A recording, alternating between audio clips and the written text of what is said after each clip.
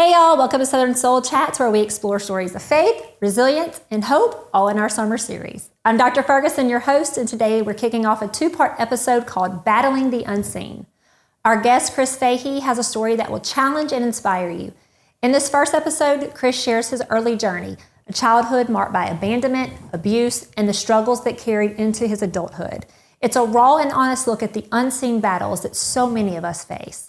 This conversation lays the groundwork for an incredible transformation story, reminding us that even in the darkest times, there's a path to hope and healing.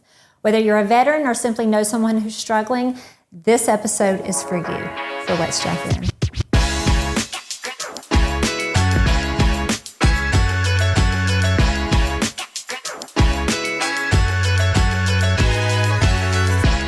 Hey y'all, I'm so glad to be back with you this week. I have an amazing guest, Chris Fahey. And I got to tell you guys, I know you probably say all your guests are amazing. Well, they are, number one. But Chris's story is absolutely phenomenal. It takes a lot to leave me speechless and to have me just looking for the next thing to say. But when I heard Chris's story, I was completely speechless. So it is amazing. He does an amazing job sharing it. So without further ado, I am going to introduce you to Mr. Chris Fahey. Hello, Chris. Hi. It's so hard to be sad around you because I really want to dig into what we're about to talk about. I'm like, but you just have so much light. And I'm like, how can I be sad right now? No, we're not going to be sad. Okay. We're going to do this. It's the light from the glare that's coming today. So again, thank you for coming. I really appreciate you being here and taking the time. I know that you are a busy guy and have lots of cool things going on in your life, and I can't wait for everybody to hear your story start to finish. So why don't you just give us just a quick glimpse into who you are and what you do? So I've really only had one goal my entire life, and that's to affect positive change. That started a long time ago while I was in the military. And I think we're going to jump into that. But currently, it's expressing itself in God's will. It's brought me to the PTSD Foundation of America in Camp Hope, where I'm not only a graduate, a very proud graduate of that program, but I've been blessed to be able to work in a wonderful office for a pastor. My boss is a pastor in the support and giving ministry. And I get to help raise awareness of what we do at Camp Hope and help establish new lines of revenue to help people. We always need help: time, talent, testimony, and treasure. Those are the 4 T's that we need in order to keep Camp Hope going and to continue helping thousands of combat veterans in need. So that's where I am. And listen, he's a busy guy. If you follow him on Facebook or Instagram, you are everywhere and you are doing all kinds of things. You are living those things out for sure. It is obvious. That's good. That's good that you see that. I have to earn my paycheck. Well, then I'm guessing you work extra hard. Okay. So I just want to warn everybody that there may be some subjects that are touch on that could be triggers for people. We'll have a trigger warning in the description as well. But this format may be a little different than normal. Normally, I try to be really interactive with the guests, but like I said, Chris shares his story so well that it may not leave a lot of opportunity for me to jump in. But as the Spirit moves and as God puts things on my heart, I definitely will join where I can. But I think that we're going to turn it over to you, Chris, and I might interrupt you some. Apologizing now. But I'm going to let you just start your story from your childhood, and we're just going to go on this journey together today. That sounds nice. It's going to be great, Chris. It's going to be great. So my childhood, I don't know if you can remember your first memory from childhood. I'm not exactly sure I remember it, my first memory. I don't know if it's something that's just been illustrated through the course of tens of thousands of hours of trauma, exposure, cognitive behavioral, all kinds of different modes of therapy. Or if it's maybe an illustration of what my family who have talked to me about have put it in. But my first memory, as I understand it, is of my father's suicide. He was a veteran. He was a Marine. I don't know much about him other than that. I remember what his laugh sounded like. It was really goofy. I remember what his yell sounds like. He yelled at us quite a bit.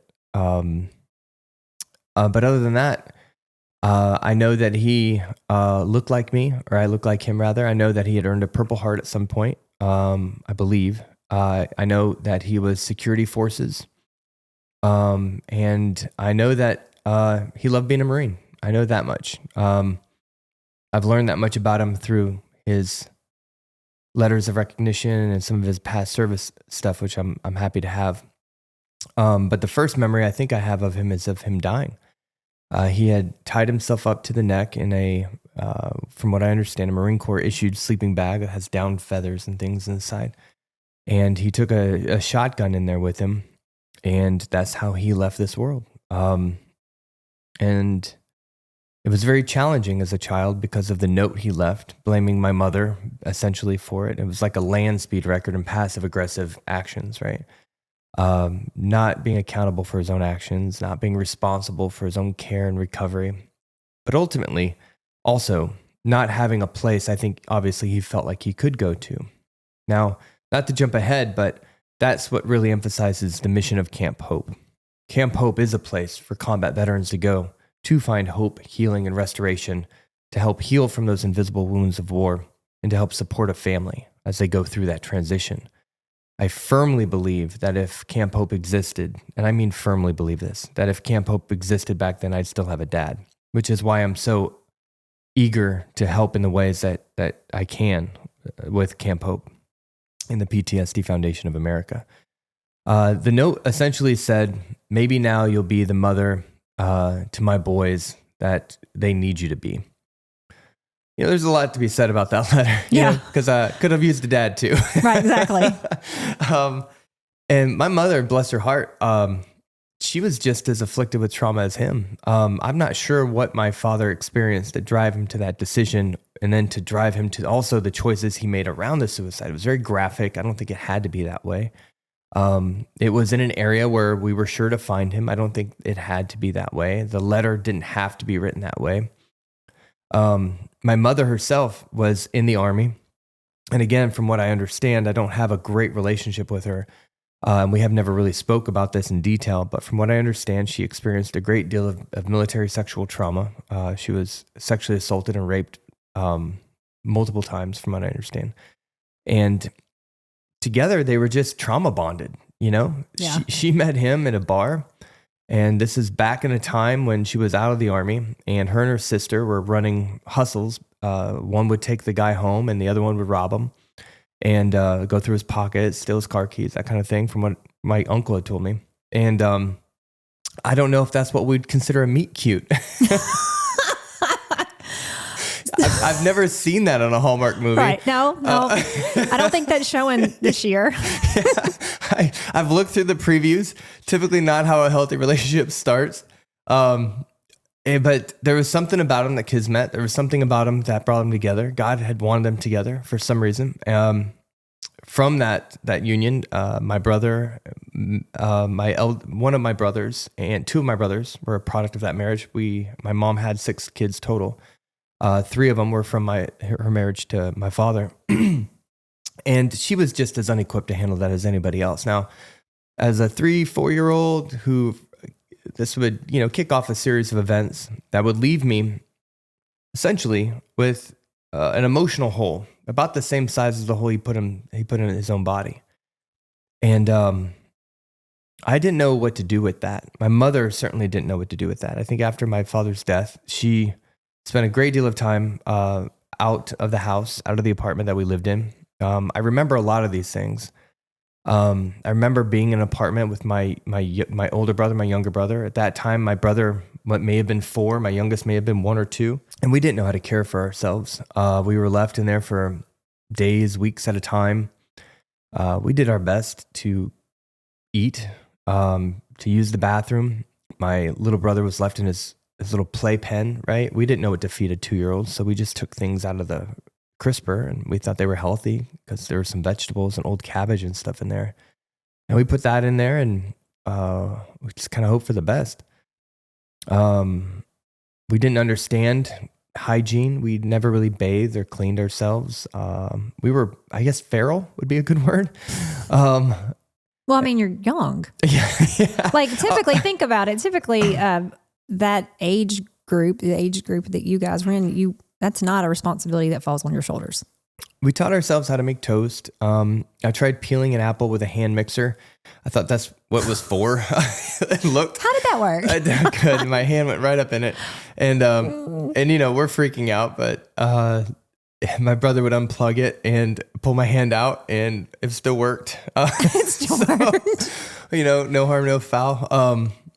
When my mother was there, she had a lot of parties, a lot of bikers. A lot of drug use, enormous amount of drug use. So we saw a lot of things from a very short time. There was a caregiver that my mom would sometimes leave us with. She was very abusive. She was abusive in just about every area, both sexually, emotionally, and physically. I'm not exactly sure how we survived that short time. It was only a few years. And it was really hard not to blame my mom for that. And through the course of this story, you'll hear how I've come to accept her as a person and a human and a sinner, just like we all are. But I'll never forget it. I don't know what precipitated it, but my grandfather, who was a preacher at the time, a Baptist preacher in southern area of Indiana, came down, and I had never seen a man so clean in my life. I mean, a suit, gold watch, hair was done. He was shaven. He smelled good. And I was like, what is this? What is this? Yeah. How'd you get clean? Like, yeah, that's a thing? What do you mean you don't have? So my youngest brother, because he had not been bathed or anything, he had mites like you would see in a dog's ear. Oh, wow. He had it in the corners of his eyes and things like that, from what I understand. And the neglect in that home was just very severe. My brother and I would walk and ride our big wheels down to this little corner market. That was, I don't know how far away it was. Felt like miles. It could have been a lot closer. I was a kid. But my brother had got hit by a car and almost had his leg completely removed because the drunk driver kind of popped up on the sidewalk. Just my first pictures as a child has my face all black and blue. I'm not sure exactly how that happened. My mom had a lot of boyfriends that would come through. And so when I saw my grandfather, I just saw so much light. That's all I could everything was glowing from him. And I wasn't sure why he was there. I just know that I didn't want him to leave. And he explained that he was my father's father, my grandfather. He explained that, and he was there to pick me and my brother Nathan up. Nathan and I were very close. We're only 13 months apart. We did everything together. I'm not sure exactly why he was only there to pick just us two up. But there was something that had occurred during that transition. And my mother had me and my brother abducted by a really fanatical religious organization. I don't want to name what I think they are because I'm not sure. And that was an awkward time. I was with my mom, so it didn't feel like an abduction, right? Right. But she took us from my grandparents' care, which I guess that wasn't supposed to happen for whatever agreement or legal situation they were in. I remember being distracted. I remember a lot of lights. I get the idea that maybe we had been drugged with something. It could have just been something over the counter, but something was really made low in my system. It could have just been sadness and confusion, depression. It was really weird what had happened. And then there was a black period in that, but I remember waking up and being with my grandparents in their van, and we were driving to our new home. It was going to be our new home in Acton, Indiana, where my grandfather had a church. And I felt so relieved. Yeah, I bet. I didn't feel any fear. I didn't feel any anxiety about it. I didn't feel any apprehension. I was very young, 3 or 4, I think. And I just remember feeling so happy and relieved. And I didn't exactly know why, because I didn't really understand that what was going on around me was different or even bad. I just thought that's what happened. This is what life was. Inconsistency, the loud noises, the aggression, the violence, I didn't see drugs as drugs. I just thought they were a normal part of people's lives. All those different traumatic points of injury, right, that I had normalized in my child brain. But I do remember this. I remember feeling absolutely afraid all of the time. that my mom was going to leave and never come back, and that ultimately I couldn't trust anybody. I set up a framework in my life that allowed for me to have some control, and that was typically expressed at that age of being absolutely perfect. I thought that if I could be the most perfect thing, that nothing could hurt me. I could control it. It wouldn't be a reason to, right? I wouldn't invite anything in because everything was great. Everything was good. You're good. You feel right. You feel good. Okay, good. I'm good. We don't have to do anything. Right. No, nobody has to change. Just stay clear. I can literally just be left alone. Right. And that is often all I wanted. Was to just be left alone. I didn't want anybody creeping in my bedroom at midnight from a party. I didn't want to go to a caregiver's house who was just going to beat us. I didn't want to figure out how I was going to eat that day or use the bathroom. I didn't understand any of that stuff. I just wanted to be left alone. And I remember when we showed up to my grandfather's home and my grandmother's home, it was so clean and collected and decorated, and there was food in the fridge, and there was, I can't remember around, I remember our first Christmas, and I remember, okay, first off, if you're telling me that some dude's going to show up in the middle of the night and come down this chimney, I'm out. That doesn't sound right, and I'm going to have to put eyes on this situation. Right. So exactly. Even at that young age, I waited up all night at this window, and there's a farmhouse in the middle of Acton, Indiana. It was beautiful. It overlooked a field. You could see all the lightning bugs, and at night it was just gorgeous. Something out of a Norman Rockwell painting. You know, I'd never seen anything so wholesome and American in my life, and I thought there was all open space. No way I was going to miss this guy, right? It's a sled with reindeer. Right. I'm going to see him, right? And I did. I waited up all night. So when I woke up the next morning, I knew two things. Santa Claus wasn't real. That's not a thing. Right. And two, I didn't know how this was going to go. I'm being lied to again. And so I get down there, and there are more presents than I have ever seen in my life. I mean, stacked. My grandparents went completely just all out. I can't curse. So yeah, it's okay. And I'm looking at these gifts, and the cookies that were laid out the night before were kind of partially eaten. Yeah. And I knew it was like, even in my young age, I knew all of this was not real, right? But I just remember feeling for the first time so grateful. And I thought to myself, this must be like to feel loved. I didn't have those words for it, right? But that was the recognition I had that I could trust this situation. I could trust these people. And they were going to make sure I was going to be okay. And that security was amazing. Now, I was very traumatized back then. The way I dressed was so not correct. I needed something to always touch my body. I would button all my buttons all the way up to the top around my neck. I needed to absolutely feel what was on my body to understand where I was in space. It also gave me an idea that if I knew something was touching me, that nothing else could touch me. Right. Just being covered. Yeah, right. I didn't have any personal boundaries up until then. I didn't know what those even were. I just was so compulsive, and I had a lot of neuroses. And obviously that trauma created mental health issues that would express a little bit later in life, but it was in the middle of it. I was still very fresh. I'm not sure, this was 1983, 84. I'm not sure people understood what to do with it back then. My grandparents certainly just turned it to God. So we prayed a lot. They gave me structure. They put me in a private Christian school. I went to Sunday school. I went to vacation Bible school. Everything was God 24 hours a day. They saved me. I remember being baptized for the first time and being saved for the first time. And my grandfather asked me, he says, "Do you take the Lord Jesus Christ as your Savior, as your one and only Savior?" And I go, "I don't know." What is that? I don't think that was the answer he was looking for. And he goes, "What do you mean you don't know?" I was like, "I don't. It feels like a trap." And that's the thoughts I had. I just didn't understand what that meant. Right. Yeah. Especially in the context of just relational sense. Yeah. Like, what is that? Yeah. Like, I need you to spell it out for me. I need more details. I need more information. Yeah. You know, I got to make an educated decision here. Yeah. We've been reading out the King James Bible. I didn't understand a lot of it. You know, I need that new translation version. Right. I don't understand Old Greek. Right, exactly. So I just asked a question. I said, "What does that mean?" And I've never seen my grandfather more proud. He goes, "That is the perfect question." He goes, "It just means that God died for your sins.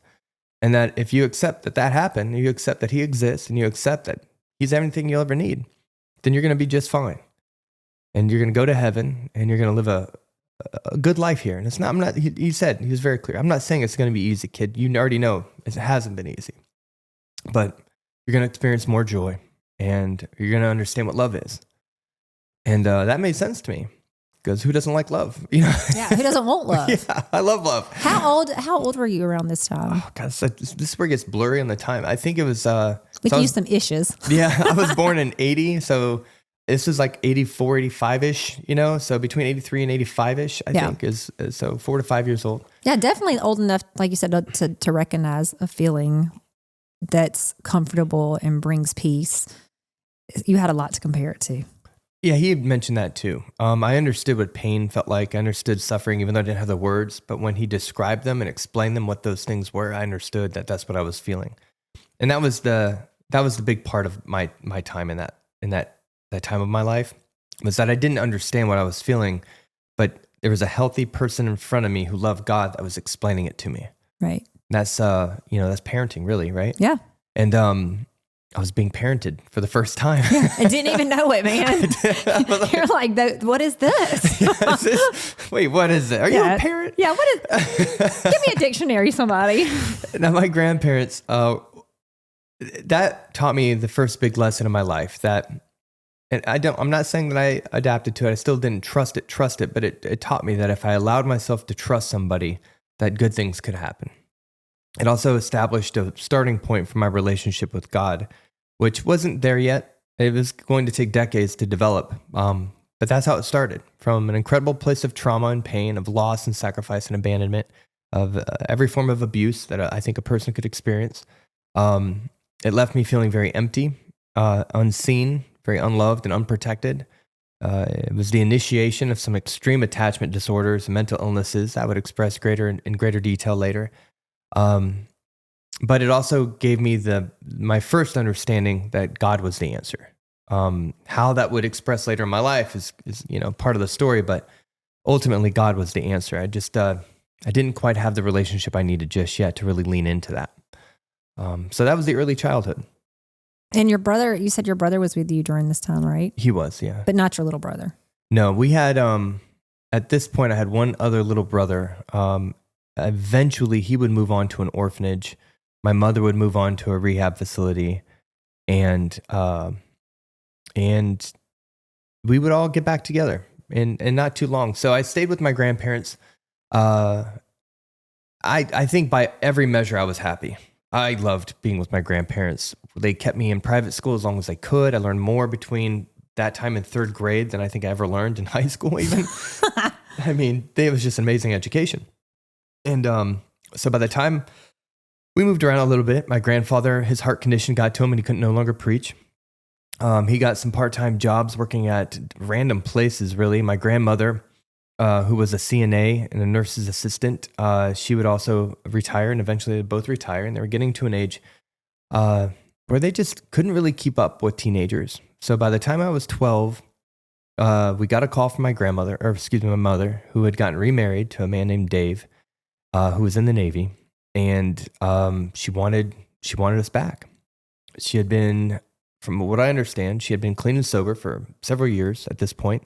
She was in a healthy relationship with a good man. They had had 2 other kids already at this point, my little brother and little sister, half. And they gave me the choice. They said, your mother, it seems like she's in a good spot. Would you like to go live with them?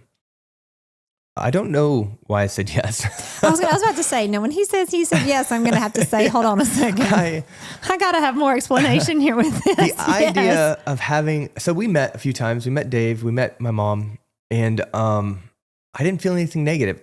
But my grandparents were very well-to-do, and they were a pastor and a pastor's wife. We were dressed nicely everywhere we went. We went to a private school. We had great education. There were Christian values at home. We prayed before every meal. We prayed before we went to bed. We bathed. They're from the generation where you wore an undershirt underneath everything. Right. So I wore an undershirt under everything, right. My grandmother matched us, my brother and I. Everybody thought we were twins. We had haircuts every week. Just everything you would do in a wholesome, caring family, right? They cared for me. I don't think my mother and my stepfather, who had been in the Navy, right, and he was constantly deploying, that structure didn't exist, but I didn't know that. So when we first met, I saw my other brother. I saw Matt again, my younger brother that we grew up with. And I was just like, so wow, he actually survived, which I thought was amazing. Right. There's these other two kids that seemed very happy. Everybody wanted us. But mostly it was Dave, my stepdad. And I remember I had this conversation. I was like, look, this is a really important conversation that I'm about to have with you. What do you think about ninja claws? That was your important conversation. Ninja claws was the important conversation. I don't know why, but I had this book of karate stuff, right? And I'm just like, everybody needs this stuff. You never know when you need to protect yourself. That's right. And with ninja claws, I can climb a tree and I can climb it like a squirrel. And I just thought that these were things I needed to have. And if he was going to be in my life, he would need to know that. And also... Very fair. Yeah. Very fair. So he looked at those and he goes, they're just for climbing. They seem perfectly reasonable. And you're like, I'm in. I'm like, who is this man? And how do I keep him? Yeah. Right? And he was just that way, man. He was so grounded and down to earth. He was raised well. He had a wonderful upbringing, 60s, 70s upbringing. So obviously mildly abusive, right. but nothing extreme. From West Virginia. And the more I talked to him, the more I just loved him. And I told my grandparents, like, yeah, I'm going to give this a shot. So me and my brother Nathan, we both agreed and we went. My brother stayed maybe 6 weeks, maybe a little longer, but he went back down to Indiana with my grandparents. And my mother put an amazing guilt trip on me. She says, if your brother's leaving, she said, and we were both kind of feeling like this wasn't the right move. My stepfather was deployed. He was a SEER instructor at this time. So he taught people how to survive in a POW situation. So he had to be on a mountain for 2 weeks out of every month, teaching people how to survive POW camps. I didn't know that. I didn't know he was going to be gone so much. My mother was still not equipped to raise children. She was a mess. And we did not want to be there. It quite quickly became a very toxic environment filled with things that, we hadn't been spanked ever, right? Yeah. Like maybe once or twice. And now all of a sudden I'm 12, 13 years old. I'm getting spanked for not putting a dish away. Like I didn't understand that. It was never explained to me. Like, if you don't want me to put the dish away, just freaking tell me. I'll put the dish up, Yeah, exactly. There were a monumental amount of chores that didn't seem to exist for any reason. They just existed. My grandmother was a homemaker, like a professional homemaker, right? So the house was taken care of. We had our room and stuff, but she just did everything because that was what she figured her role was. So it was just a lot of no explaining these things, right? Being put into this situation, expecting us to just figure it out and understand that they're being done for the right reasons. And that's just not how my grandparents operated. They explained things to us. They helped us understand the what and the why behind things because they understood we needed that to feel safe. Well, they were healthy. They were healthy. So they were secure. They were healthy. And so it was easy for them to treat you and teach you how to be healthy. Right. Now, my mother was clean and sober, but she was... Not healthy. But not healthy, right? She had never really worked a program or put effort into counseling or really sought a relationship with God, even though she thought she had. I remember getting rebaptized into like 12 different churches. Every time she'd switch it to a new church, we'd get rebaptized as her family commitment into this church, right? And I'm like, gosh, I almost had like a set of clothes just set up for it, right? Like these are the rededication clothes. I could tell you how long I was staying underwater. I could tell you who did it well, right? Who blocked my nose. Like you're not supposed to do it like that, right? Yeah. And it lost all its meaning, right? Through the course of the situation, there were some things really losing meaning. But what kept me in that situation was my mom told me that my brother's leaving and she don't know what she would do if I left. She might kill herself. And I was like, gosh, I can't let her do that, right? So you have no choice. Right. I didn't feel like I had a choice. I was very unhappy. We bounced around from place to place for a long time. I was constantly switching schools, which I did not like. I had great friends back in Indiana, stable friends that I had known that entire life, right? I had cousins, I had family. We had a mountainous amount of family in that area. So that's not exactly what it was. And I remember having a conversation with my stepfather, Dave, and I said, hey man, look, at some point, and these weren't the words, right? These are my adult words, but at some point you and my mom are going to like not be together. That's just how this is going to play out. Warning. Yeah, you may think otherwise, but I've seen all of this. I know what's going to happen. I remember everything. It was tied to my trauma. I remembered everything from my childhood. I remember the person that she was. I just didn't see anything there that gave me any sense that this was going to be any different. And I was like, what happens then? What happens to me? And he said, no matter what happens, wherever I go, you'll go. And I love this man. Like, I had so much respect for him. He taught me things that only a father could teach me. Unconditional love, respect, how to operate in this world as a man and not just some macho dude, right? But as a man, what that looked like. And he started to teach me how to develop a secure, like self-security. Like, I won't say that he had a great relationship with God, but he was really encouraging that I grew that, which I thought was amazing. And it taught me that I don't need to believe in the same thing as him. I just need to believe in something for me. So I said, all right, I trusted that. And sure enough, a year later, maybe on my 15th birthday, so a couple years later, I had fallen into some really great things. We were living in Maine at the time. And Maine is wonderful. I don't know if you've been. No, I haven't, but I have heard great things about Maine. The people are just so amazing. The schools are amazing. I remember I went to a school where it was, if you were unpopular, if you didn't have good grades, because people like wanted you to work hard for yourself. Like, if you were loud and obstructing in class, people were like, what are you even doing? You know? Yeah, it was odd. Yeah, it was people were there to do good things and to become great people and to invest in themselves. Just a lot of healthy people all in one community. I loved it. I was in sports. I was just starting with springboard diving. That would become something I would really invest in and become good at. My Dave was there all the time. He showed up to everything. My mother, not so much, but when my dad was in town, I called my dad for two reasons. One, he adopted me. So I took his name, Dave Fahey. My Fahey was his name. It's not my birth name. It was my adopted name. And that showed me the commitment. I didn't understand from a legal standpoint the commitment that would bound him to me. But I just thought that was like the most amazing thing to have this dude's name and for him to show up at things and to teach me things. He left me lists of things to do. He understood something I didn't know at the time, that a man's confidence, and I think this probably applies to women, I'm just speaking first person, that a man's confidence is tied to capability. And when you're capable in life, the confidence comes with them, which is why you have to try new things, even when they're scary, because you'll grow a capability that'll translate into confidence. I didn't understand that, but he did. So he would lay out tasks and activities for me to do that I thought were just chores, but they were teaching me all these monumental things about how to creatively think my way through a problem and how to ask for help, even though that didn't really stick at the time. Teenagers, man. Still very stubborn. I'll figure it out. I broke everything. And how to apologize when I do screw up. When you broke everything? Yeah. How to make an amends, even though that's not what I called it, but just how to do the next right thing. Right. I didn't have any of these words for this stuff. So when on my 15th birthday, I started that morning with my mom planning the cake, and it had this little heart, and she had this little cake making team. We were living in Navy housing at the time, so a lot of Navy wives were coming in, and you know, my mom was up to no good back then. So, you know, she'd been going out to the bar and hanging out with men and stuff like that. So my father had been on the couch for at least a year, at least. There was still a lot of trauma that my mom brought into that home that she had not dealt with. She wasn't finding it in the multiple churches that she went to every time, and the different religions, and this constantly starting over and starting anew.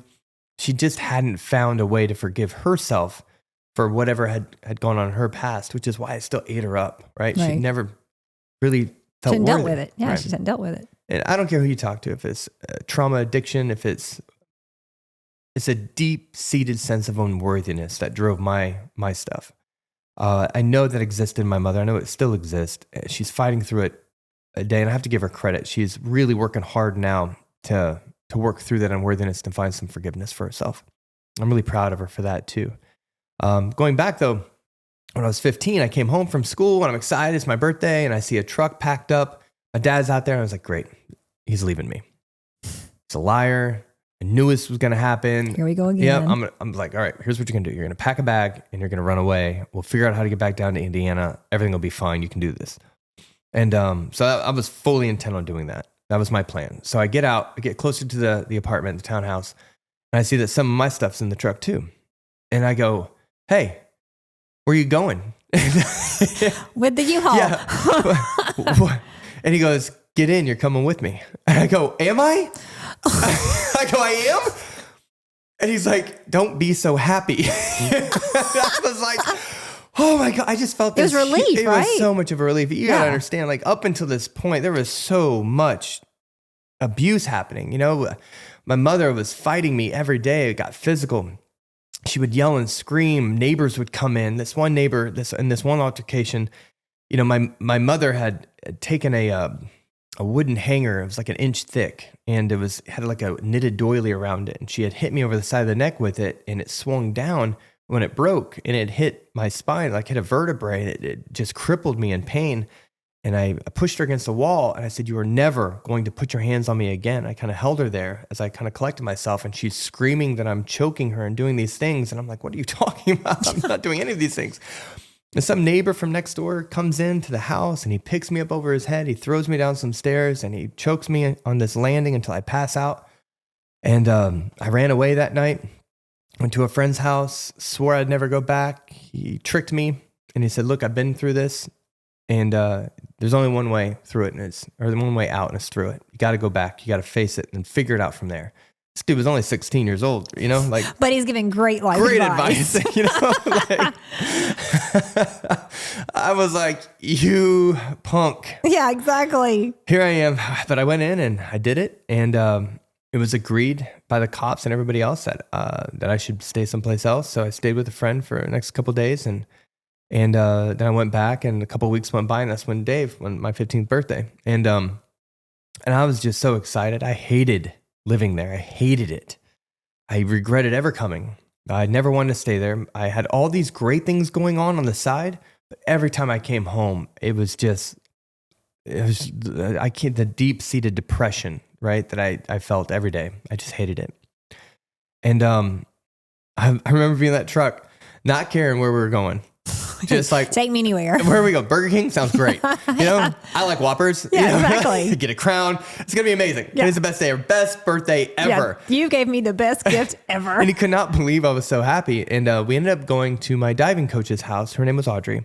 And apparently through my diving, which I was a springboard diver, I had really invested in it. I played a lot of sports, but when I found diving, I just loved it. There was a solitude and a grace to it. There was a way to be a part of a team sport, but by being myself. So I didn't have to worry about the social interactions and all that stuff that I really wasn't good with. I was so awkward back then. And I felt so at home. And I excelled. I got third in state my first year. I won conference. I was moving my way up to U.S. diving program. I joined that.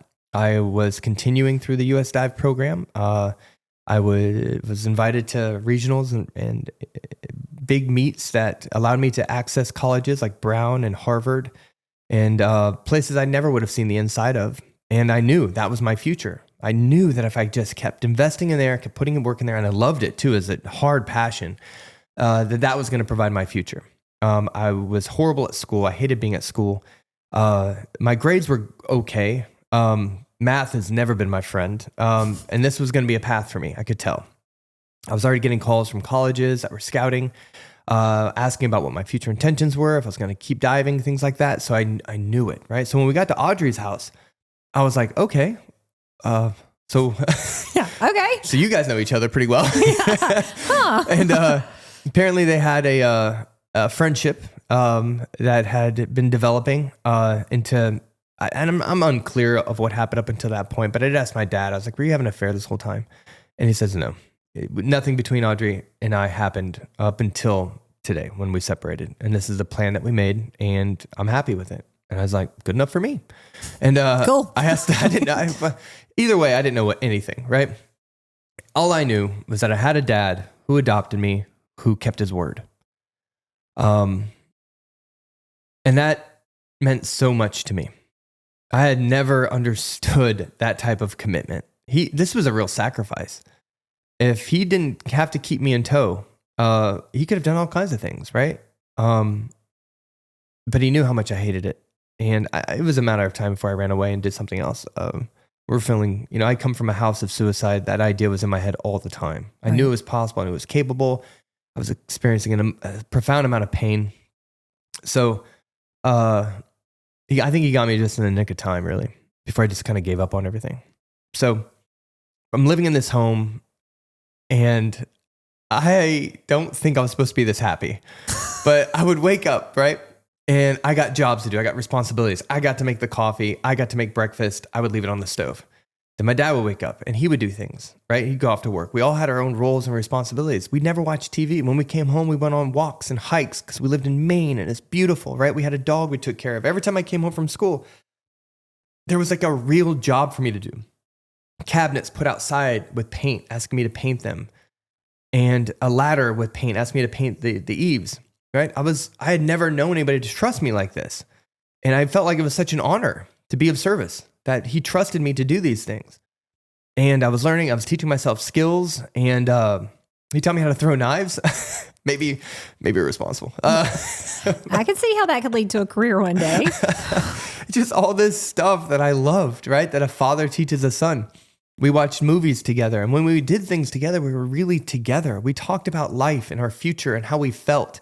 We talked about our feelings and how we dealt with them and processed them. Audrey was an exceptionally healthy person. The relationship that her and my father had was amazing to watch. The way that he cared for her and the way that she cared for him, the way they did things as a team. Her family was phenomenal. Every time I went over there, I got so many hugs. And people just loved me and they loved him. And I felt like we were a part of this amazing thing. He encouraged me to get a job. So I got 2. Overachiever.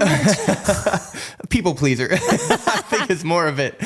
And again, I was still wanting to be the perfect child, right? And I worked at a place called Uncle Tom's Market. I helped stock beer and I learned about them, microbrewed and small batch. And it was fun. This old Frenchman, that lived in Maine at the time. And he would teach me all this fun stuff, him and his son.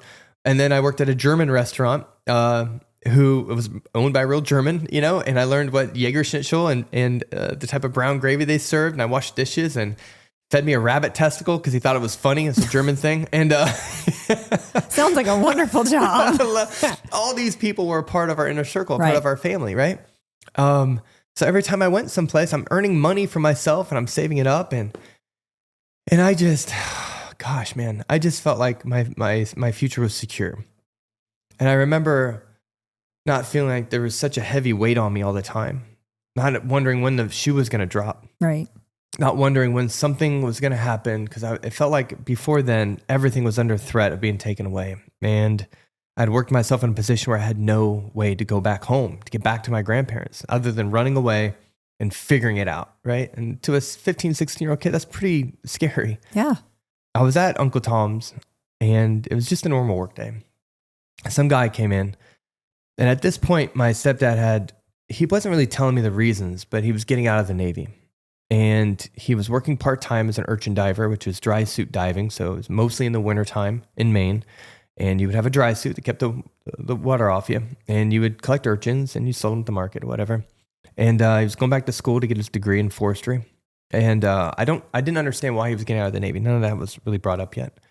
He was working nights at LL Bean. He was saving money. He was doing great work. I just didn't know why. He kept a lot of that from me. He didn't want me to worry.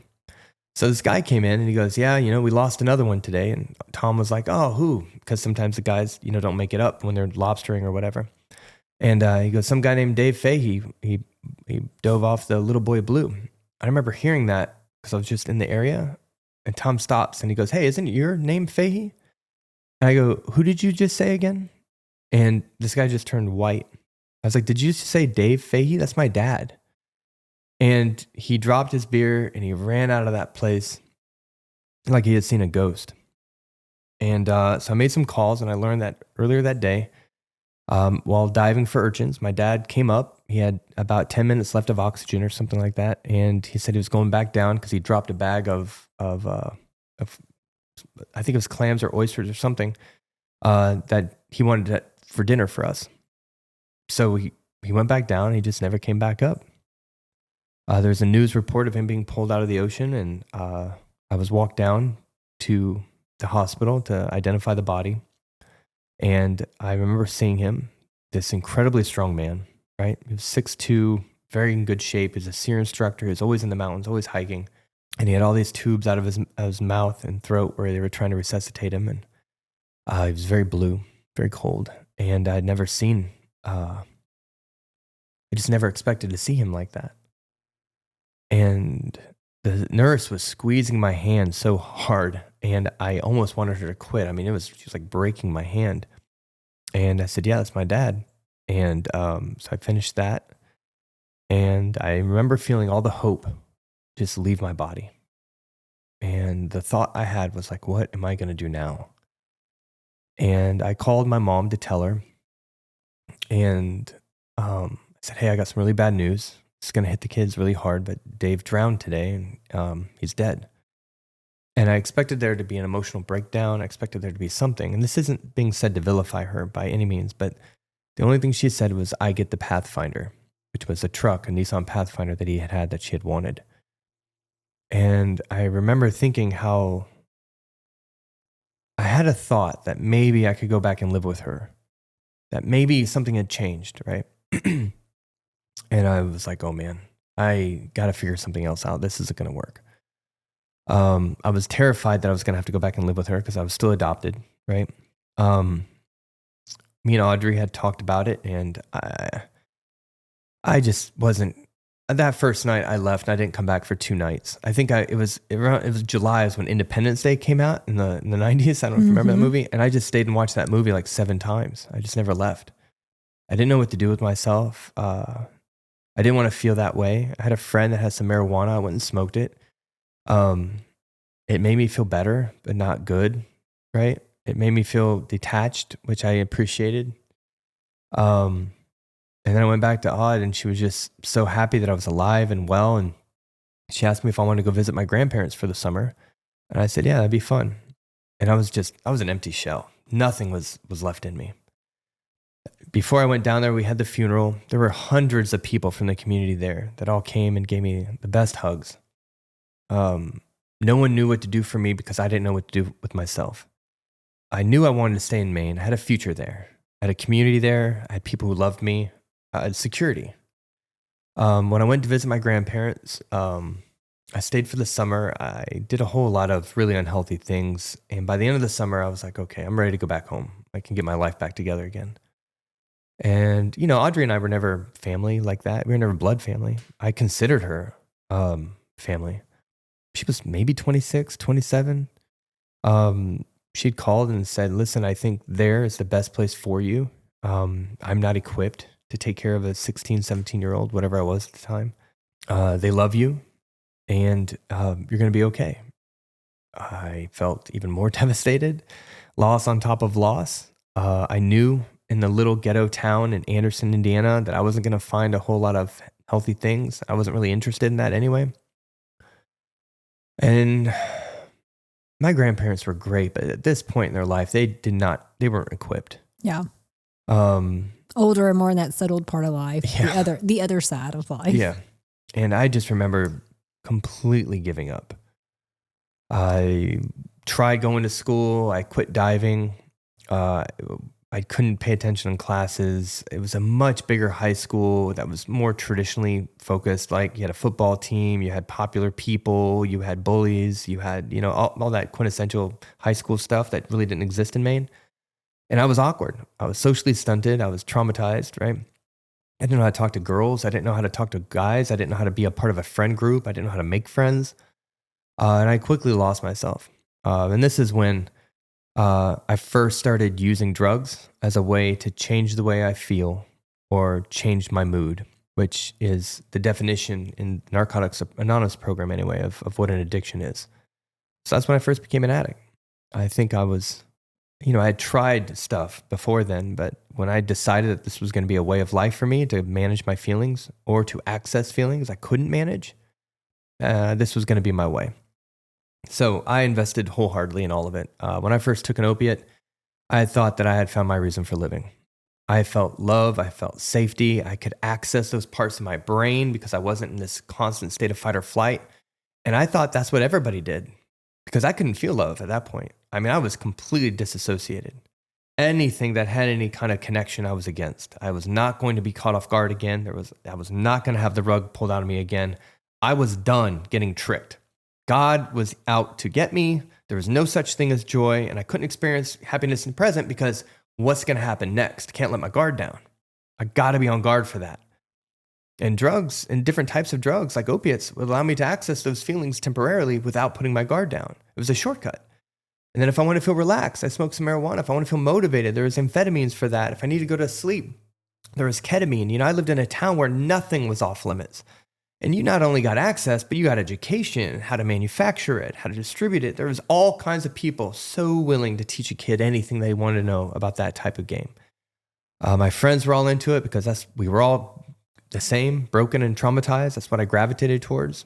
I spent years in the underground party scene and rave scene. We'd go every weekend to a new part of Chicago or a part of town, and we'd be a part of these parties, and we would just try to forget that we hated ourselves.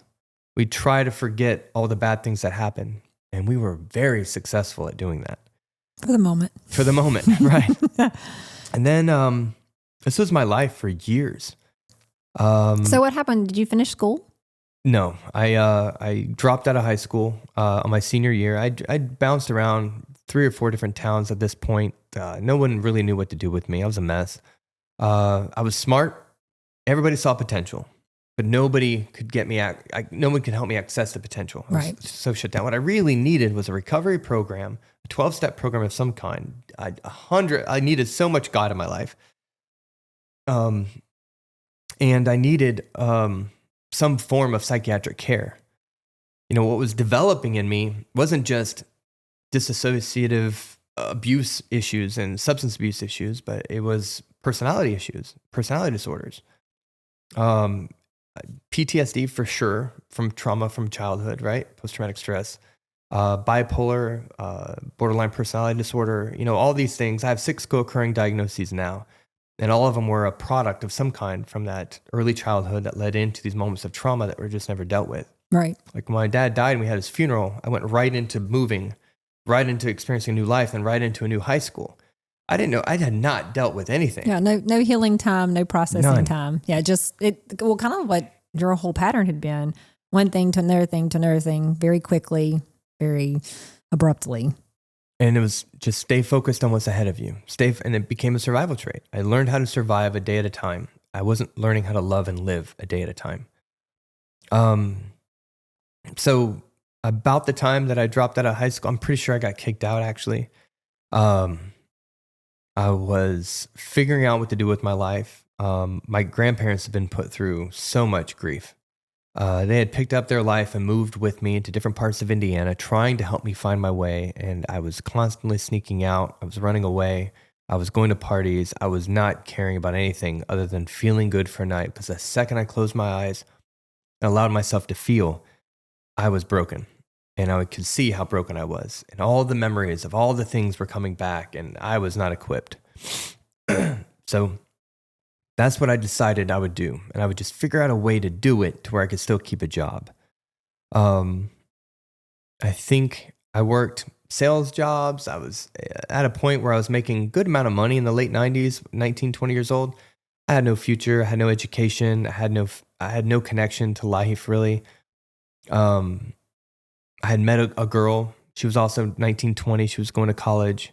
I was in what I felt was in a committed relationship because that's what I thought I should do, right? I had this idea of what you're supposed to do: get a house, get a wife, have some kids, right? With no understanding of like all the things that come with it. Yeah, right. So I started early. I was like, I just need to validate myself. I need to show myself I'm worth something. So I'm going to do that through relationships. So women became a big part of the obsession of trying to feel whole. And if you look back at this story, really all you're seeing is a broken guy who never felt worthy, who didn't know how to feel worthy, and tried to fill that big hole that my biological father had left me with everything that I could think of that would grant me a bit of self-esteem. What I didn't know, what I know now, is that there's a difference between self-worth and self-esteem, right? Self-esteem requires outward validation, meaning I do something good for you, you tell me I did a good job, boom, I feel good about myself, right? Self-worth comes from making choices in line with spiritual principles, right? Having values that align with God's will. Knowing how to do a daily surrender and know that you don't have any choice in this matter. Exactly. You got 24 hours to find God's will. When you go to bed and wake up the next day, be grateful, you get to do it all over again. Yep. And that's it. And there's a lot of peace in that surrender, which comes later in my story. But I didn't have that. What I had was the outward validation that could come with being a model citizen or looking good or having the right appearance, having the right car, having the right house, living the right life. You know what I mean? It was that whole perfect pattern, right? Everything. Yeah. I didn't want anybody to discovering who I really was. Right. Because I thought I was garbage.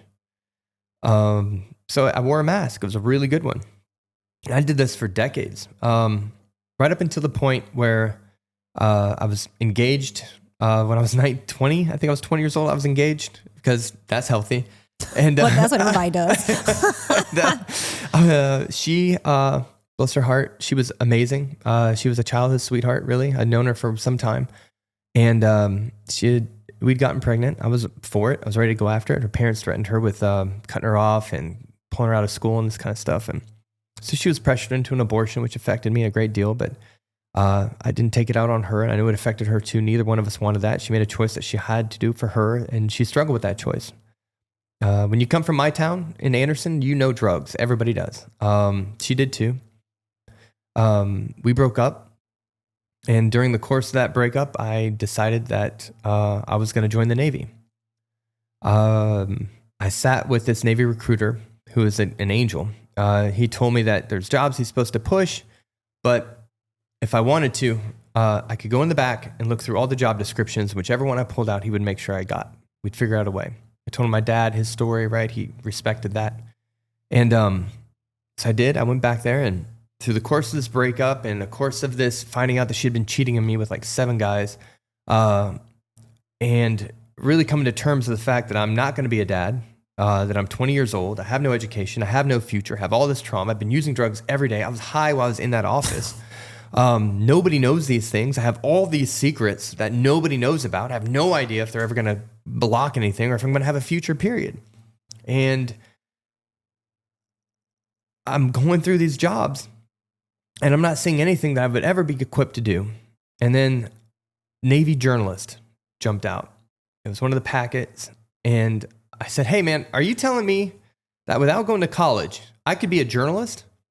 And he goes, well, you could try. He goes, you can make an attempt. Yeah, that's kind of a hard one to get into. It's a small community. There is a lot of education that's involved. It's got some really tough service schools, right? That's not going to be a walk in the park. I was like, yeah, but I get to write stories about people and put a spotlight on them and talk about what's going on and having a voice. And he goes, yeah, that's literally what being a journalist is. And he goes, and I'm like, and I just was like, this is it. I could have a voice. I could be heard. I can make sure other people are heard. I could give other people a voice. And I was just enamored by it. And that gave me a purpose. Still wasn't God's purpose. You know, I think it was a little bit of his will at the time, right? But it gave me the avenue I needed.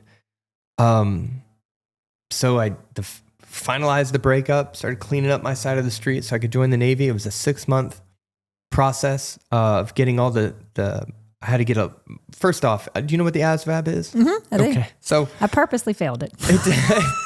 So do you mind telling your score? Even a purposely failed ASVAB. Do you know how old I am and how long ago that was? This was what I remember of that part of my life, that recruiters came in, you're going to take this test. If you do well on it, you could have a spot in the service somewhere, somehow. And that was not appealing to me. And I was like a little concerned that if I did well, they might try to con me in or take me away somewhere. And so I just scribbled in a bunch of things and made the dots look. Well, they never called me. Never. I did what you did, only I thought I was doing the right answers. So my first ASVAB is the highest score is a 99. I needed over a 60, I think it was, to qualify to be a journalist. I scored an 8. The recruiter looked at me. He goes, "So great first try." Great first try. He goes, "You got your name right. You don't qualify for any job, not any of them, and we're gonna need to put some more work into this because you got a long way to go."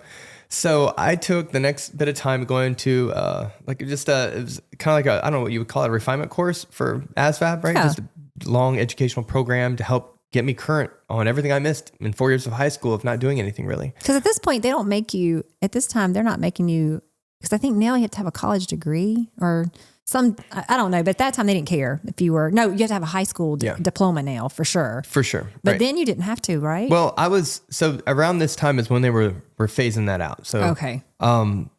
A couple things happened that moment. I realized how much work I had to do, and I needed to get clean. 8, you think so? Yeah. I need to get clean. I need to stop smoking weed. I need to stop using everything that I was using. and I need to lock in. So I did this course. Long story short, I scored an 87 when I came back, more than enough to qualify for a journalist, to qualify me for a lot of jobs, every job in the Navy except for one. And the recruiter goes, all right, it looks like we proved one thing. And I go, what's that? And he goes, you can do it. That when you try, this is important, when you try, you can do great things. You're successful. Right. So he goes, and I want you to really focus on that because we got a lot more stuff to try at. All right. Like this is step one. You've qualified the basic test. Yeah. You passed. Yeah. On to the next 12 phases. Right. So not too long after that, that's when 9/11 happened. And half of the delayed entry program pool dropped out. And he goes, hey man, is this really what you want to do? Because now it's going to get real. You're going to go much different places just on a ship. Journalists travel, they do things. He goes, so I need to make sure you're ready for this. I go, I'm ready. So I did everything else that I needed to do to qualify. And when I got to boot camp, it was bittersweet. Mind you, the kind of person I was at that time, right? There wasn't a lot I could do without my pain medication. I had just convinced myself that opiates were the only way that I could live. So I took a handful with me to boot camp. And I just kept them in my hand. And they never checked my hands because you have to have your hands in a fist. And they never found them. So I just took them through the next 3 days to try to wean myself off so I wasn't having the worst withdrawals because I'd been taking them for over 10, 15 years at this point. And I wasn't quite sure what was going to happen. I didn't know if I was going to die. I didn't know what those withdrawals were going to look like. God gave me just the amount of time with just the amount right of help. And they weren't exactly illegal to have, like you could have them in your systems because mine were prescribed. But I don't think you were supposed to take them with you. But I don't think they're supposed to be in your hands. Right. So, if you know many people in addiction, they'll go to some pretty incredible lengths to maintain that addiction. And for me, and I really want to reframe this for people because addiction isn't getting high. It's just not. It is not a lack of character. It isn't a broken sense of values. For me, it was how I experienced emotions. If I wanted to connect with you, I couldn't do that on my own. You need to step outside of yourself. Wasn't able. I didn't have access. My brain would not allow me to come outside of the fight or flight long enough to access that area of my brain where you could access things like oxytocin, dopamine, and vasopressin, which are the things important for love, happiness, and connection.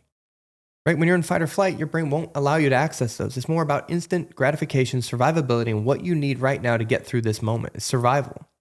So an addiction for me was trying to access emotions that I didn't know how to access and avoiding some emotions that I wasn't prepared to process. I didn't know how. That's what addiction was. Long nights out were freedom from responsibility or people that could hurt you. So most people are scared of what exists out at night, right? On the streets or in the parties. I was scared. I was scared of what was going to hurt me back at home. All of my pain and trauma experienced in my home, in my bedroom, next to my mother, by my father. Those were the places that were unsafe to me. Everything else was a walk in the park in comparison. No one wanted to know me, not intimately, right? Everything was surface level. So again, that's what trauma does, right? It normalizes some abnormal things and rewires the brain.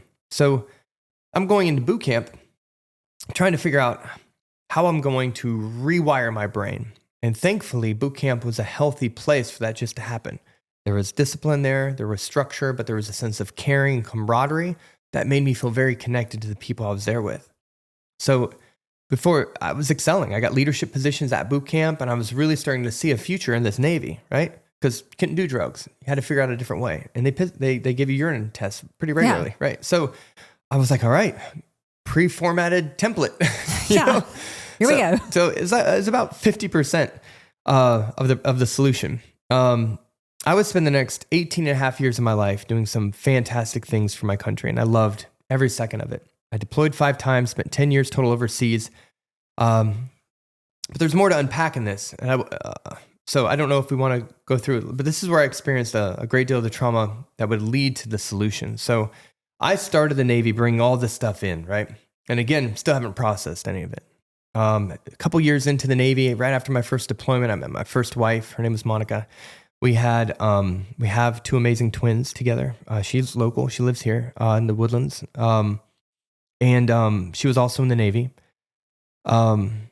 we were working on what I thought was going to be a pretty exceptional marriage. Both of us had some issues that we had never quite processed. Both of us, I think, were in the military as a way to help provide stability and structure, see the world, do everything the Navy promised.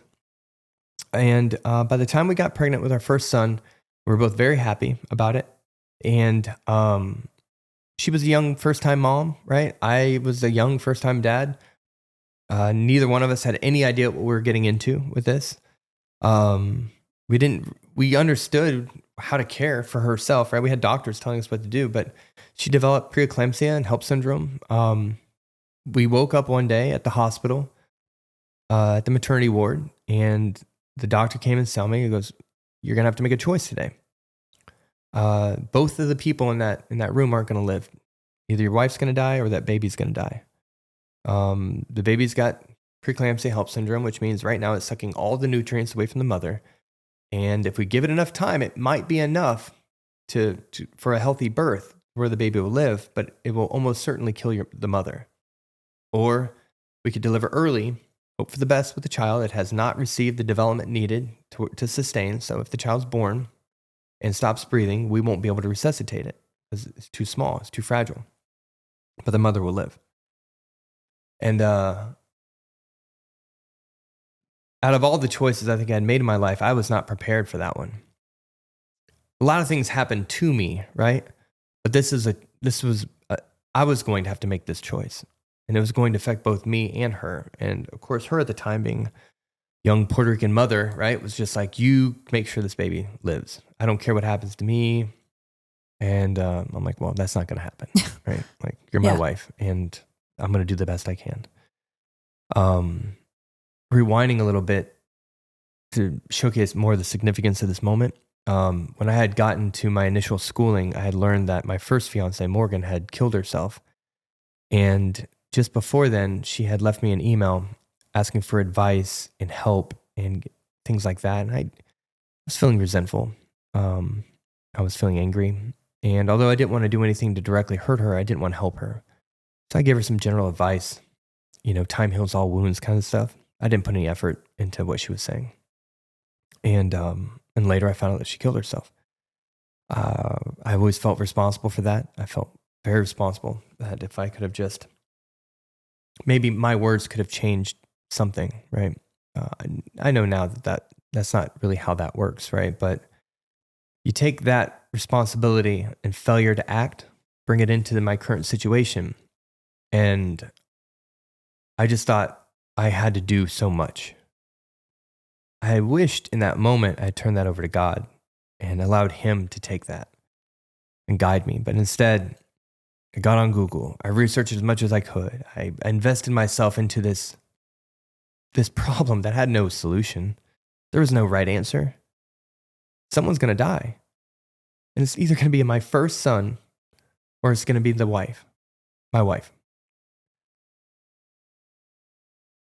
There's no math that adds up when you have a problem like that. So I told the doctor to allow the baby to stay in, and we had named him Brennan.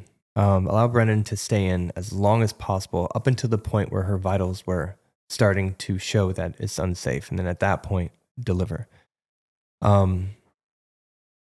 He agreed that he could do that. And, I'm sure there was other things going on his end, right? But for where I think that line maybe was probably much safer for the mother, right? Right. So Brennan was born. Brennan Bernard Fahey. We named him after my grandfather. It was Bernard Myers. And he was so small. And they had given him maybe a couple hours to live. But that young man fought for 7 hours to live. And I remember that's the first time I've ever feeling proud as a father. And it was tormenting because the pride was watching my son fight for his life. And he was so helpless. I couldn't do anything for him. Monica couldn't do anything for him. The doctors couldn't do anything for him. And when we left that maternity ward, there's all these happy mothers and people with balloons, and I'm just wheeling her out in the wheelchair, feeling so broken. and knowing that she's feeling broken. And I didn't have any way to fix that either. So Monica and I would spend the next little while very drunk and very upset and making really, really risky choices. It would lead to some pretty nasty altercations. And maybe 7 or 8 months later, we found out that she was pregnant again with our twins. Monica looked at that as a God's gift, a redo. I'm not sure what I made of it. I was very happy though that she was pregnant. So we were very careful in this pregnancy. We did everything as best we could. Monica went really far in her term, like 38 weeks, I think, which isn't really healthy for a twin mom, but she was so scared of like putting them out any sooner. Very tough pregnancy, very tough birth. Almost killed her. But man, when those twins were born, baby A and baby B was what they were called. It was at the Naval Hospital in San Diego. And I had my daughter, had my son. They're giving the first baths, it's really warm water and they're being fussy. And I just remember patting my daughter on her butt and going, shh, shh, shh. I don't know if you can hear that. Shh. And she just calmed right down.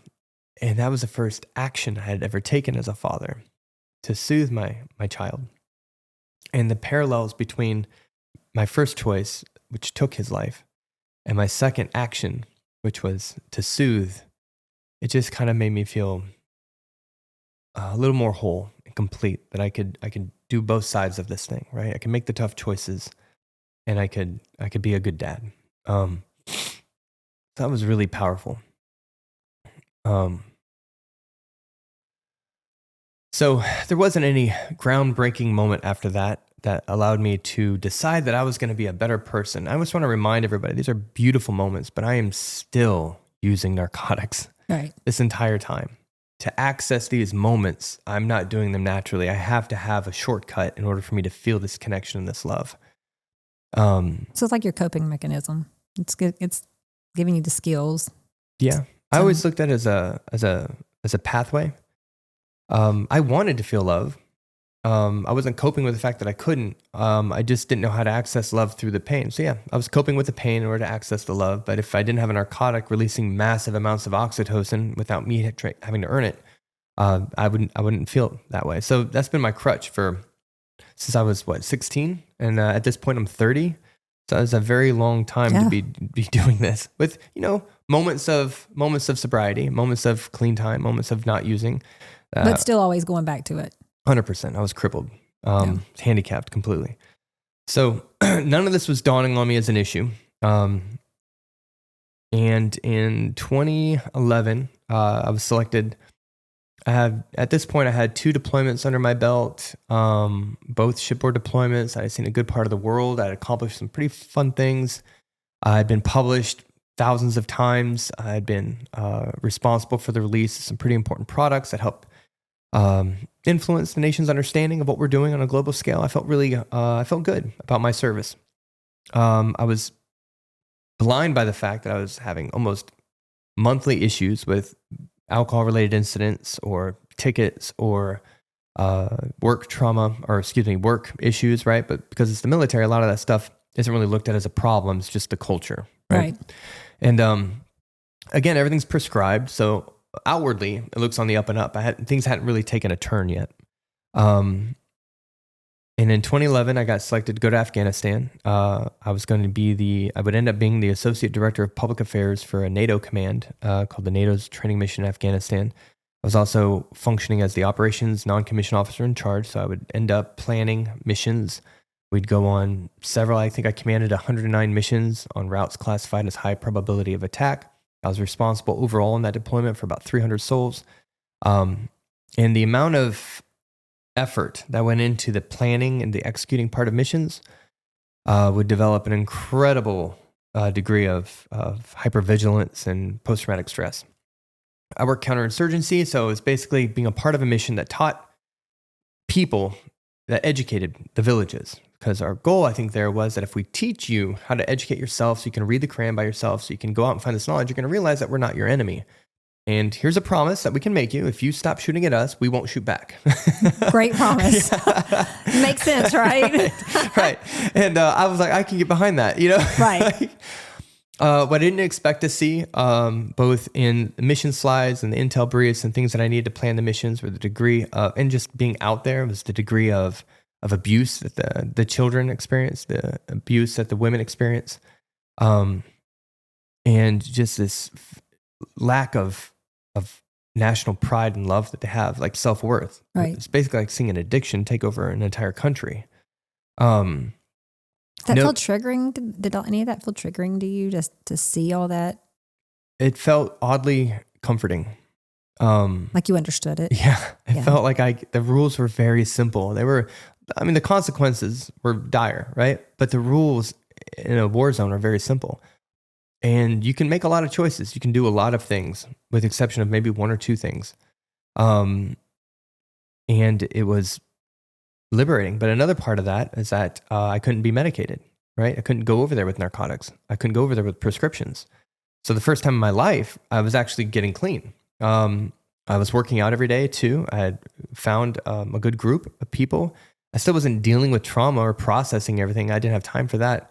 But there was some stuff happening with the connection I was feeling to the country, to the people I worked with, and to the job of helping people understand what it is that we're doing over there and how. Talking to warfare commanders, talking to other people who had made similar sacrifices, getting to know the key leaders and things like that. It was comforting. I was really starting to understand the world I lived in, until I got to a point where I understand it a little too good. And then there's a sense of something called moral injury, which is having to do things in the course of your job that go against your values. And there were a lot of situations that I both read about and I participated in that I didn't agree with. And they went against my values. And when I came back, I felt much worse. I started self-medicating almost immediately. I quickly jumped to a different command where I would deploy a lot more. And the cracks in the walls would become more and more visible. My wife, when I went over to Afghanistan, she and I had separated, and she had subsequently reattached to her high school sweetheart. So when I came back, he had already been moved in and things like that. That was a deep shock. I didn't know that was happening. I wasn't prepared for that. I had no money. I had nothing. So I had my kids who were 18 months. I wanted to see them. I couldn't. I was getting restationed in California, and I had them repositioned here in Texas already. So a lot of loss, a lot of separation, a lot of confusion, and all this had finally kind of reached a breaking point. So by 2014, I had kind of become open with my command about my issues with dependency. And I wasn't quite ready to call it an addiction yet. I still wanted a career, right? I still wasn't done getting in my own way. Right. Not quite ready to give it up, but working your way there. Yeah. I mean, I think at any point, if I had just surrendered, and just said, hey man, I need help. This was like my first touch at a surrender, but it was still clouded. I wasn't being quite honest with everything. So I went to my first rehabilitation facility. It was with the military. I walked out of that 45-day situation feeling like I had conquered everything, but I'm all over. It's done. I 4 to 5 days. Yeah, right. I had a few realizations. One, you're not going to solve a lifelong addiction with a 45-day program. I don't care what you're suffering from, what type of trauma, what type of recovery you're looking for. I don't believe 45 days is ever going to be enough for you to identify a new way of life, right? A new way of living. The next thing, though, is up until this point, I had a phenomenal sponsor while I was in there. Really old guy. Didn't really trust him. Still probably don't. But I was telling him about my father who killed himself. And I was talking about how it hurt me and affected me and how dare he and, victim, right? Self-victim, victimization, just being a victim, which he had pointed out. He goes, is this how you've always felt? I said, yeah. He goes, well, so you've been a victim your whole life. It's like, no, what are you talking about, man? I got 10 years in the Navy. I've been overseas. I've seen things. You know what I mean? Like I'm not a victim. I've lived life, man. Yeah. What are you talking about? Yeah. He goes, well, yeah, you have. I mean, look at the reasons you're doing things. it's not because you're trying to like do things for other people or help. You're trying to overcome this idea that you're unworthy, which means you're a victim. So let me ask you a question. But first off, and he said this, he goes, how dare you? And I go, how dare I what? He goes, how dare you make your father's death about you? Who do you think you are? The ego on you. He goes, let's just reframe this a little bit. You're a 3-year-old nothing. No one barely knows you. You're 3. Like no one knows who you are. The world does not know who you are. Your dad barely knows who you are. And he made a choice to kill himself. And you think that had anything to do with you? He goes, you may not have been the reason to stay, but nobody was. Nobody. He goes, so why make yourself a part of his disease? This was a very sick and troubled man who did live a long life, who did see some things. He goes, and he made a choice to kill himself, which I don't agree with, you don't agree with, but stop making that about you. Because 1, nothing you could have done about it, and everybody's told you that, but 2, you just weren't that important. Talk about perspective. Right? He goes, you're just not important enough. And that's how it's always going to be. You need to show up for you. Quit trying to be the central figure in everybody else's life. And I was like, I hate you. I never want to see you ever again. But also, I love you. And, that was like... That's the real meaning of truth hurts. Oh, man. Talk about, I mean, it could have been a little nicer. Yeah, a little God's grace could have been a little bit, truth wrapped with love. Yeah. But he put it to me exactly the way I needed to hear it. And I was like, man, I've never really thought about it that way. He goes, yeah, because you're too busy making everything about you. He goes, and that's common with addicts. Like that's what we do. We're selfish people. But people are selfish people, right? We've just decided to mask that feeling with an addiction that causes us to be more and more selfish because we keep more and more lies, right? To hide what we think we need in order to live and feel. He goes, but those are all really selfish choices. So let's just own that for today. That was one major takeaway from that program. And the third is that I really need some help, like real help.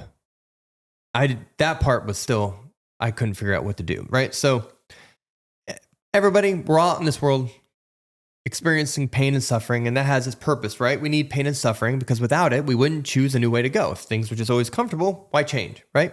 So when I experience guilt, when I experience shame, when I experience suffering, now I see it and I know it as something that's being taught to me to help me choose a different way, a different path for different reasons, but still a choice needs to be made to move away from whatever's causing that, right?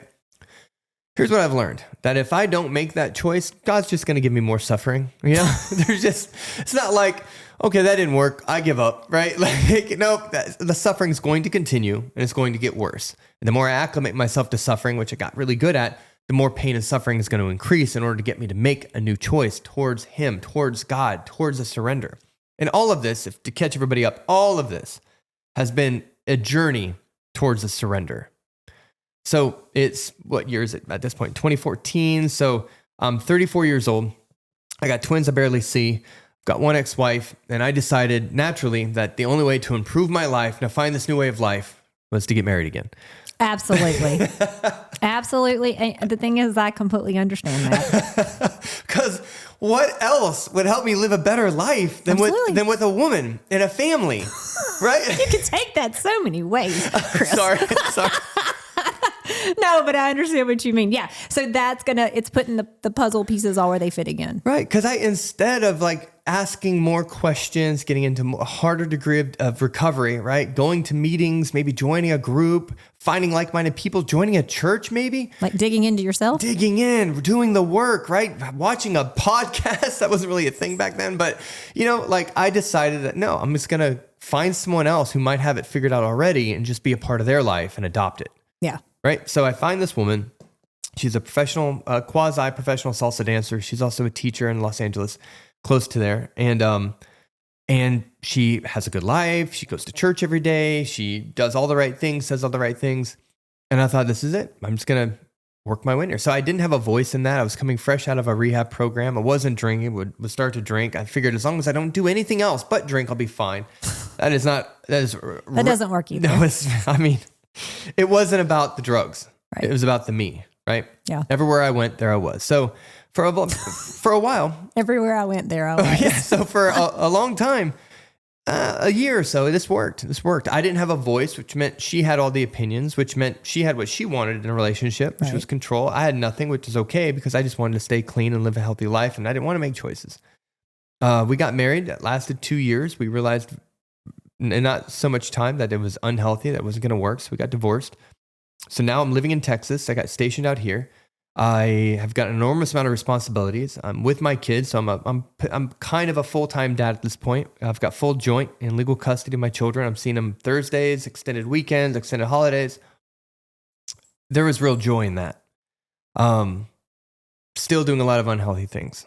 I'm at a particular point in my career where I'm working at a command that is very toxic, and those exist out there.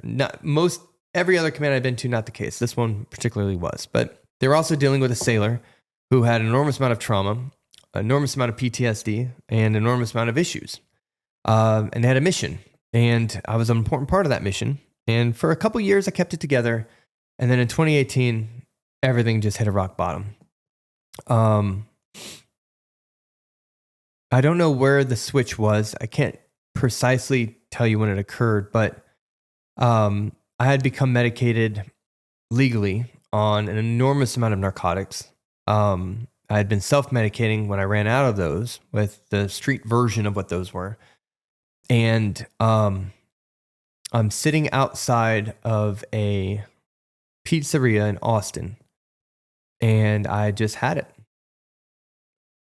There's a big takeaway from this next part, and it talks about the difference between giving up and surrendering. And I gave up. I did not surrender my will over to God. I didn't ask for help. I gave up trying all of that. And I took about 30 days worth of all these narcotics, and I just waited to pass on. I remember things going very dark, happened very quickly. And then I remember waking up in an ER under a heating coil blanket. Somebody had found me slumped over my wheel, and I was unconscious, and I wasn't breathing. It looked like I'd been that way for some time. Paramedics got there. They got me, I think, breathing, obviously. They got my body temperature back up. And I would love to be able to sit here and tell you that that was the moment where everything came to focus, where all the different things in my life that didn't make sense started to make sense, and I knew exactly what to do. But the truth is, the second I was conscious, I was afraid that someone would find out. And I grabbed my clothes when no one was looking. I snuck out of the ER, and I linked up with a friend, and I used again that night. That moment of giving up would remain until in 2020, after 18 and a half years of service, I was being discharged. It was a general under honorable conditions for drug abuse. I was honest about it. I had deployed 5 times. I had spent 10 years of my life overseas. At the end of my career, I had earned a Defense Meritorious Service Medal for my contributions to the Afghan mission. I had commanded 109 missions. I'd participated in over 200. All of them were successful. I had been published over, at this point, thousands of times. In 2013, I was named the top journalist in the Navy. I was named the Mass Communication Specialist of the Year for the Navy, which meant that at that point, I was the very best at what I did in the Navy. All of this potential of what could have been, none of it mattered. I had moments of validation that were shown through exceptional professional work that were completely destroyed by destructive personal choices. There was a duality that existed in my life where I knew I could do great things, but I didn't feel like I was worthy to accomplish them or that I deserved them. So this personal sense of being unworthy was constantly stopping me from ever enjoying any type of fruit of any type of personal professional success. That led to the giving up, that sustained that process of needing to give up and trying to die. When I finally left the Navy in 2020, I only had 1.5 years left before my retirement would have been. I have 2 divorces, 2 kids. At that point, my co-parent didn't really trust me with, which was fair. All of this, your fault, not mine. I'm the victim. The world owes me something kind of mentality. No accountability really in my life. Enormous amount of sadness and depression. I would take that with me into a series of complicated relationships that hurt the other person. One of which would precipitate my ultimate downfall when I was out of the Navy. There was nothing at that point holding me back from going full tilt, right? The trauma, the addictions, the mental health diagnoses. At this point, I had been diagnosed with service-connected PTSD. I was receiving a service connection, which means the VA was paying me money for this. Maxed out on what I could get for PTSD. I had borderline personality disorder, still do. Bipolar disorder, severe anxiety disorder, chronic pain disorder, and a series of others. And I do have a moment where I kind of recognized that things just weren't going to get better. I was in Willis, Texas, I think it was, and I had decided that I just woke up one day and I felt a connection to nothing. I was with a person who I didn't trust, but she wasn't a bad person. She had been through a lot of trauma too, so she had some issues, right? But there was nothing there to hate, right? I still didn't feel anything positive from her though. I would look at my daughter and my son, and although I knew I should love them, I didn't feel like I loved them. Like I couldn't feel love. I was looking in my closet at all of my favorite quote unquote things, and I felt no connection to them. I looked at everything I'd done in the military, those memories, the awards, the accolades, the people that I helped. Felt no connection to that. I felt no connection to God. I felt no connection to myself. I felt no connection. I couldn't even think of a thing to eat. And I thought, if this is my life, man, like I need to die. I'm not going to try to kill myself again. So I just left. I just walked away. There's some steps involved in that, but essentially I just made my mind up that I was going to walk away from life. And one day I did, and I went voluntarily homeless. I was staying at trap houses down in the bottoms of Conroe, started out in 3rd Ward, led up to Conroe. I was involving myself with bona fide criminals, right, who had nothing to lose. I didn't feel like I had anything to lose, and I didn't feel any fear in those areas. I knew how to play the game. I knew how to make myself valuable without putting myself in a position where I could get hurt. It wasn't really a good game plan. I spent a year doing drugs in the hardest of ways, living in some of the worst places you could ever imagine staying at. And it was all a choice, just kind of waiting for God to choose to take me off this mortal plane, right?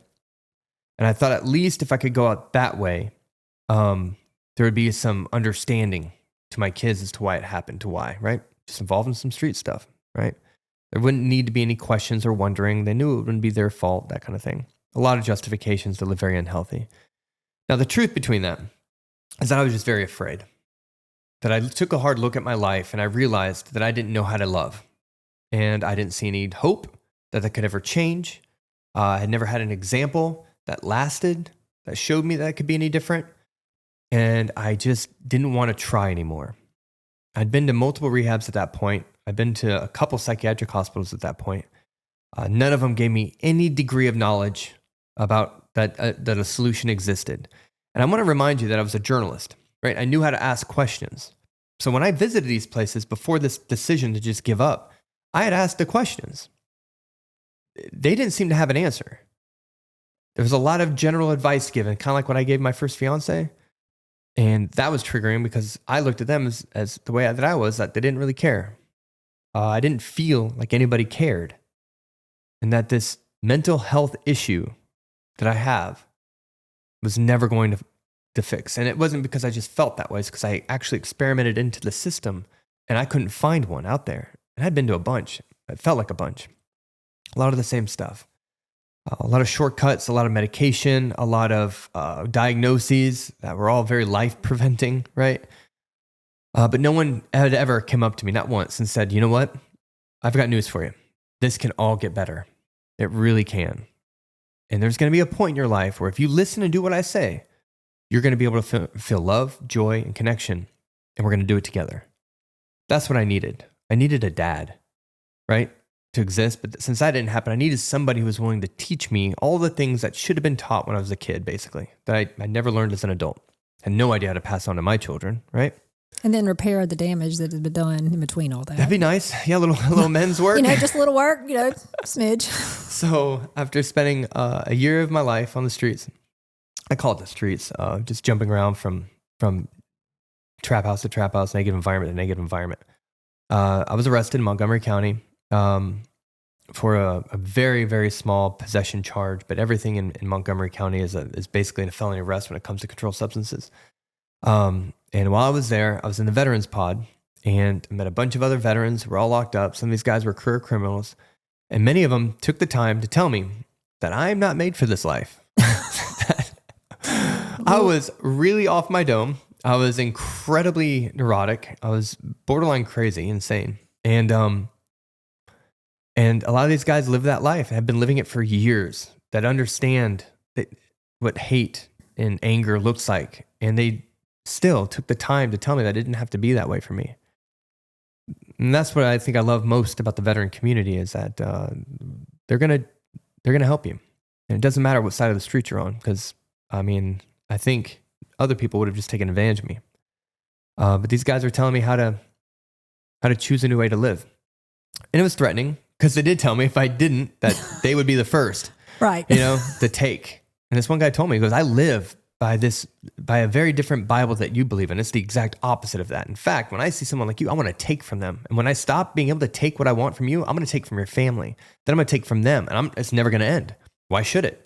Because I know how to do that, because I'm a violent, angry, evil person. And I'm going to take from you until I can't take anymore. He goes, if you don't want that life, you don't have to. Because I only do that to people who walk into my life, right? You're in my life. I didn't put you here. You put yourself here. So I'm going to take. He goes, I can't do that here because we're in the veterans pod and I love it here because it's not like jail. It's like something. It's like and I'm not risking this for you. Right. He goes, but I just want you to know that this is what it's like. This is why we're here. And I remember being at my bunk and I had all this Catholic literature in front of me. And I prayed. And I had, at this point in my life, I thought I had tried everything. Multiple psychiatric hospitals, multiple rehab programs, multiple relationships with caring people who I thought loved me, but when it came time to choose, they did not choose me. Multiple moments where I thought that I'd really made a turn, right? And what dawned on me then was that although all those things happened, where there was potential for a lifelong change, the suffering never ended because I never surrendered to God. It wasn't his way that I was choosing or his will. It was my will. I was still making choices for myself instead of just trusting that he could do it for me. And I remember sitting at that bunk and just really taking an inventory of the last, at this point, 41 years of my life. I was 41 when I went to jail. And everything I tried did not work. My best thinking, and these are a lot of terms in recovery that I've been saying, my best thinking got me there. I didn't own anything. I'd given up all my possessions. I had sold my house. I had nothing. 41 years of life, and I didn't have a single thing to show for it. I didn't love myself. I didn't love anything. I was still feeling blank and unwhole and uneven. And I said, and I didn't know I was surrendering. I didn't use the words I use today. God, take my life, take my, I wasn't using those words, but I said, if you can just help me, I'll stop. I really need your help.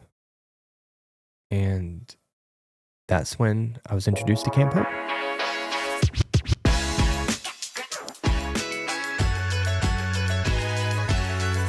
Thank you for joining us for this first part of our two-part series, Battling the Unseen. Today we walk through Chris Fahey's early years and the immense challenges he faced, a powerful reminder of the hidden battles many endure. In our next episode, Chris will share the turning point of his story, how Camp Hope and God's love transformed his life, and you're not going to want to miss it. Until then, may you find strength in your own battles and remember that no struggle is too great for God's redeeming power. See you later, guys. Bye.